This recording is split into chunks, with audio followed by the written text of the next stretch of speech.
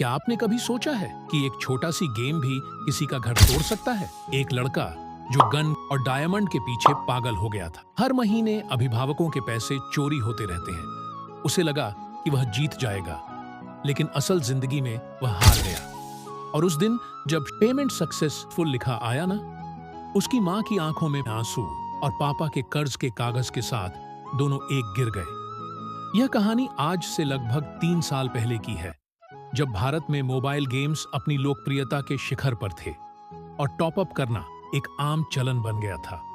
हम बात कर रहे हैं मुंबई के एक मध्यम वर्गीय परिवार की। ये महानगर रहने के लिए बहुत महंगा है और इस शहर में साधारण जीवन जीना भी एक संघर्ष है। इसी संघर्ष के बीच रहती थी आरव की फैमिली। आरव, जिसकी उम्र महज 14 साल थी, परिवार का इकलौता बेटा था। उसके पिता एक इलेक्ट्रीशियन का काम करते थे, दिन रात मेहनत करके घर चलाते थे। माँ घर संभालती थी। उनके पास न तो ज्यादा दौलत थी, न ही ज्यादा गरीबी, लेकिन पैसे हमेशा कम ही पड़ते थे। इसके बावजूद यह अनोखा परिवार प्रेम और संतोष के साथ खुश था।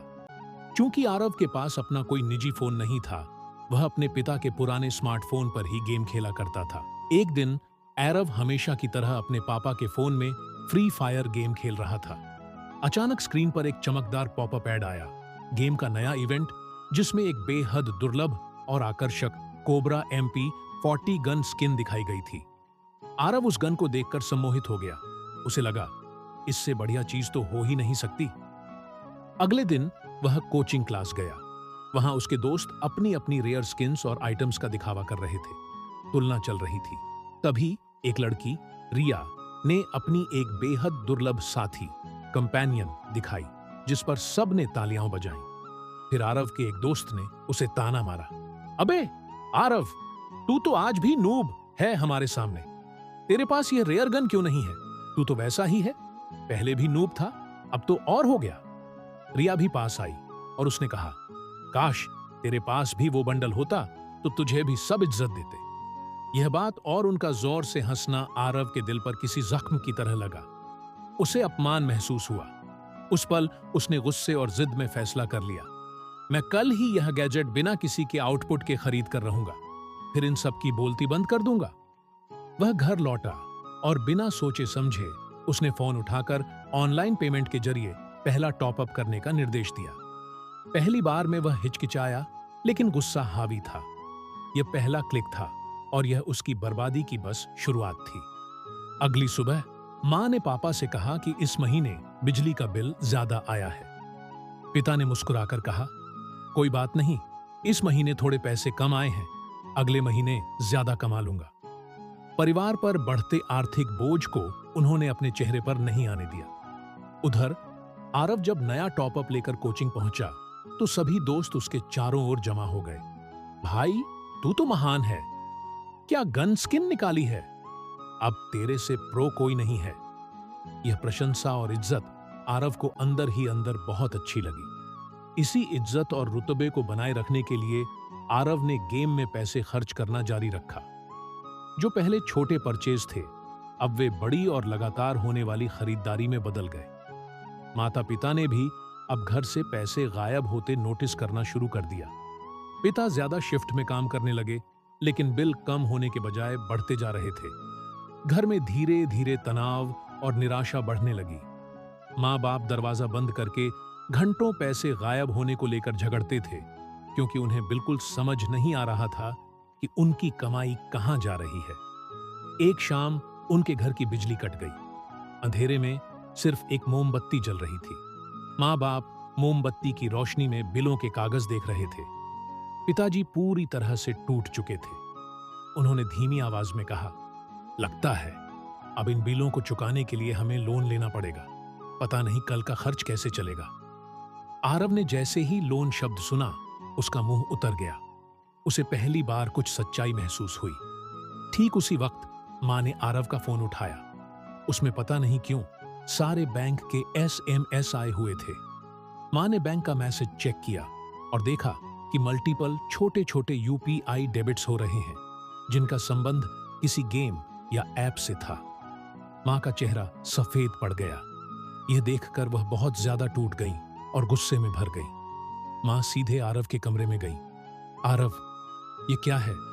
तुमने कहाँ पैसा खर्च किया? आरव डर गया। उसने बचाव के लिए झूठ बोला। माँ, मैंने बस गेम के लिए पैसे लगाए थे। मैं आपको ये पैसे वापस कर दूंगा, आप चिंता मत करो। वह बहुत डरी हुई आवाज में बोल रहा था, क्योंकि उसे पता था कि गेम से पैसे वापस नहीं आते। तभी दरवाजे पर पिता खड़े थे, जिन्होंने सब सुन लिया था। उनका स्टॉक टूट गया।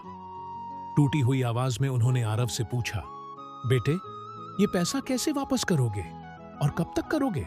स्कूल की फीस, घर का किराया, बिजली का बिल, अब कैसे देंगे?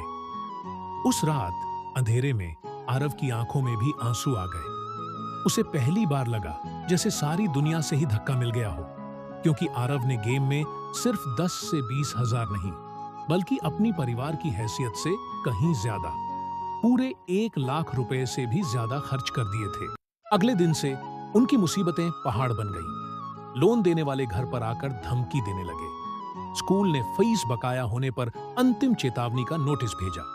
मकान मालिक ने घर खाली करने का नोटिस थमा दिया। पिता तनाव और पीठ दर्द के कारण काम पर नहीं जा पाए। मां लगातार रो रही थी। आरव अपनी आंखों के सामने देख रहा था कि उसकी एक छोटी सी गलती, उसकी एक स्पेंडिंग उसके माँ बाप पर कितना भारी पड़ रही है। पड़ोसियों को भी पता चल गया था कि उनके घर में खाने के लाले पड़े हैं, इसलिए उन्होंने भी दूरी बना ली ताकि ये लोग पैसे न मांग सकें।